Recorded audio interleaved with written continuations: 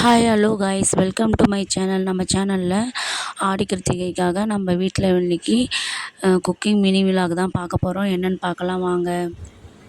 நான் வந்து ஸ்லைஸாக வாஷ் பண்ணி கட் பண்ணி எடுத்து வச்சுருக்கேன் கருணக்கிழங்கு. அதில் சால்ட்டு மஞ்சள் தூள் ஆட் பண்ணி வாட்டர் ஊற்றி நம்ம கேஸ் ஆன் பண்ணி எடுத்து ஆவி காட்டி எடுத்து வச்சுக்கலாம்.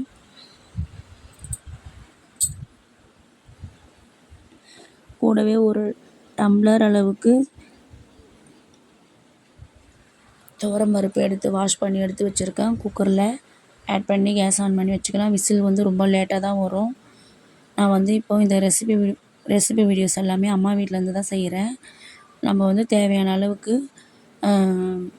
தண்ணி ஊற்றி ஜவ்வரிசி நல்லா அதில் போட்டு பால் பாயாசம் ரெடி பண்ணுறோம். அதுக்கு தேவையான சால்ட்டு நம்ம தண்ணி வந்து நல்லா கொச்சதுக்கப்புறம் தான் ஜவ்வரிசியை போடணும். அது கூடவே வந்து பார்த்திங்கன்னா ஒரு டீஸ்பூன் அளவுக்கு நான் கீ ஆட் பண்ணியிருக்கேன். கீ ஆட் பண்ணது வந்து சேமியாவை நல்லா ட்ரை ரோஸ்ட் பண்ணி எடுத்துக்கலாம்.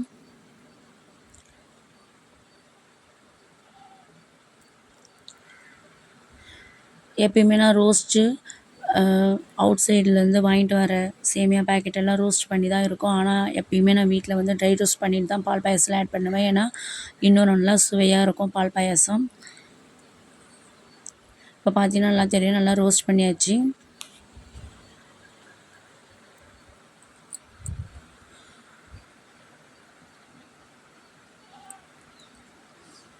அது கூடவே வந்து நம்ம முந்திரி திராட்சையை ட்ரை ரோஸ்ட் பண்ணி எடுத்துக்கலாம். பால் பாயாசத்துக்கும் சக்கரை பொங்கலுக்கும் வேணும்ன்ட்டு இப்போ நல்லா தண்ணி கொதிச்சிச்சு, ஜவ்வரிசி வெந்துருச்சு. ரோஸ்ட் பண்ணி வச்ச சேமியாவை நம்ம ஆட் பண்ணிக்கலாம். நான் அது கூடவே வந்து நல்லா பாலை திக்காக காசி ஆற வச்சு எடுத்து வச்சுருக்கேன். கருணக்கிழங்கு நம்ம இப்போ ஃப்ரை பண்ணி எடுத்துக்கலாம். கருணக்கிழங்கு அரை வேக்காடு போட்டு வேக வச்சு எடுத்து வச்சுருந்தேன். அது கூட எண்ணெய் ஊற்றி கடுகு கடலப்பருப்பு உளுத்தம்பருப்பு பூண்டு தட்டி போட்டு கருணக்கிழங்கை வந்து நம்ம கூட ஆட் பண்ணிக்கலாம். கருணக்கிழங்கு கூட வந்து மறுபடியும் மஞ்சள் தூள், மிளகாய் தூள், சால்ட்டு இது மூணும் போட்டு ஆட் பண்ணிக்கலாம்.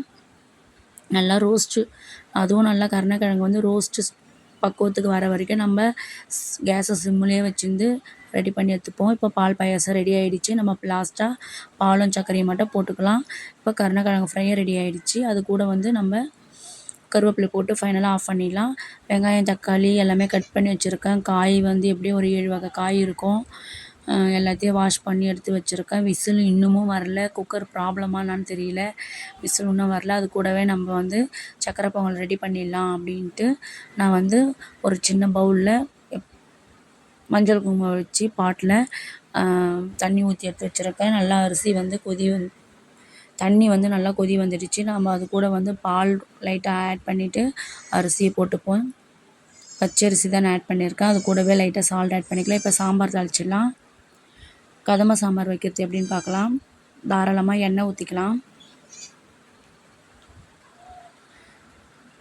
எண்ணெய் ஊற்றி கடுகு, சோம்பு,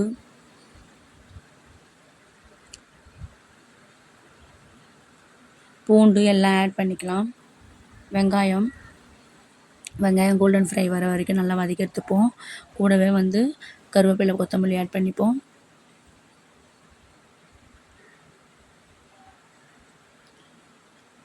அது வதங்கிறதுக்காக சால்ட் ஆட் பண்ணிக்கலாம். கூடவே தக்காளி போட்டுடலாம்.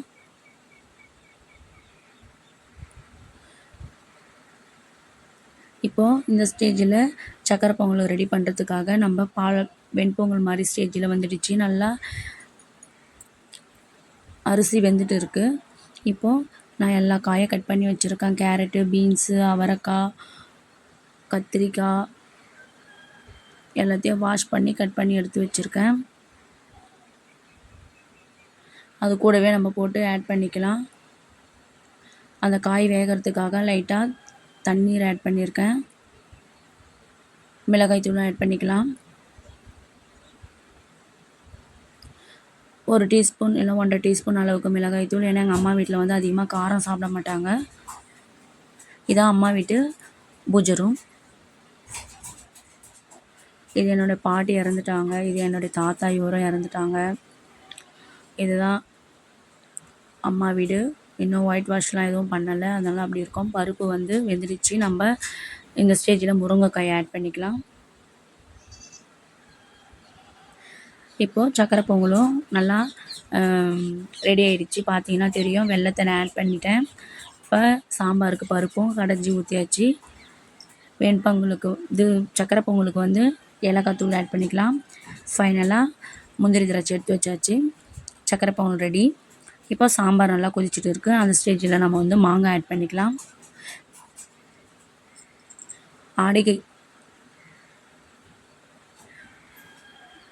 மாங்காய் நல்லா வெந்ததுக்கப்புறம் புளி கரைச்சி வச்சுருக்கேன். அந்த புளியும் நம்ம கூடவே ஆட் பண்ணிப்போம்.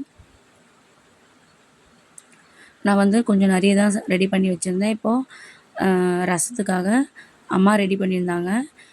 புளி கொஞ்சமாக கரைச்சி வச்சுருந்தாங்க. அதுக்கப்புறம் வந்து தக்காளி நல்லா வேக வச்சு எடுத்து வச்சுக்கிறாங்கன்னா, அதில் வந்து மிளகு, சீரகம், அதுக்கப்புறம் வந்து பூண்டு, காஞ்ச மிளகாய் எல்லாம் அரைச்சி எடுத்து வச்சுருந்தாங்க. அது எல்லாத்தையும் நம்ம ஆட் பண்ணிக்கலாம் தண்ணியில். அது கூடவே வந்து பார்த்திங்கன்னா நான் வடை மாவை ரெடி பண்ணிட்டேன். வடை மாவு வந்து வெங்காயம், பச்சை மிளகா, கருவேப்பிலை, அதுக்கப்புறம் வந்து மிளகு கொஞ்சம் போட்டு ஆட் பண்ணி வச்சுருந்தேன். இப்போ ரசமும் ஃபைனலாக தாளிச்சிட்டாங்க. இது வந்து அம்மா வீடு. பெரிய வீடு தான். ஃபைனலாக ரசமும் கொதிச்சிச்சு, ஆஃப் பண்ணியாச்சு. அது கூடவே வந்து வடையை தட்டி போட்டாச்சு. மாவிளக்கு ரெடி பண்ணியாச்சு. எப்பயுமே ஆடி கிருத்திகை அப்போது மாவிளக்கு நம்ம முருகப்பெருமானுக்கு அதிகமாக எப்போ நம்ம நார்மலாக சிம்பிளாக சாமி கும்பிட்டாலும் நம்ம முருகப்பெருமானுக்கு வந்து மாவிளக்கு போட்டு தான் சாமி கும்பிட்ணும். என்னோடய பாட்டி வந்து மாவிளக்கு ரெடி பண்ணி வச்சு, எங்கள் வீட்டில் வந்து 2 வீடு இருக்கிறதுனால 2 மாவிளக்கு ரெடி பண்ணி வச்சுருக்காங்க. நாங்கள் ஃபைனலாக சாமியை கும்பிட்டாச்சு.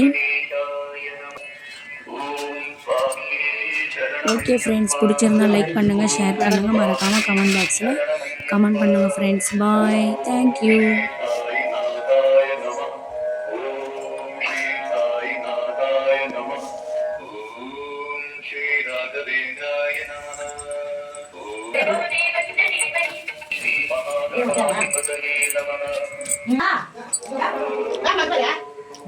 தீவத்தை